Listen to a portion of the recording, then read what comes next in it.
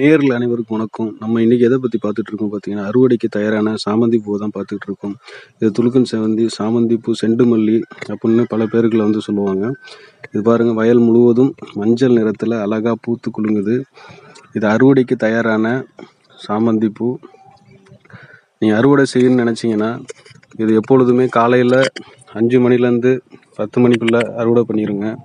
மாலை வேளையில ஈவினிங் நீங்க அறுவடை பண்ணீங்கன்னா 4, 5 மணிலேருந்து 6 மணி 7 மணிக்குள்ள நீங்க அறுவடை பண்ணிருங்க. அப்பதான் விற்பனைக்கு செய்யறதுக்கு உங்களுக்கு ஏதுவானதா இருக்கும். நீங்க நேரம் கடந்து காலையில அறுவடை செஞ்சீங்கன்னா மலர்கள் வாடி போகும். வெயில் ஏற ஏற மலர்கள் வாடி போகும். விற்பனை செய்யறதுக்கு உங்களுக்கு கடினமா இருக்கும். பூக்களுடைய தரங்களும் குறைய ஆரம்பிச்சிடும். மாலையிலும் நீங்க அறுவடை பண்றது ரொம்ப நல்லது. காலையில பண்றப்ப கொஞ்சம் சீக்கிரமா பண்ணிருங்க. மதிய நேரத்துல அறுவடை பண்ணாதீங்க. இந்த மாதிரி அறுவடை பண்ணீங்கன்னா நல்ல பெரிய மலர்களாக இருந்துச்சுன்னா நல்ல விலை போகும்.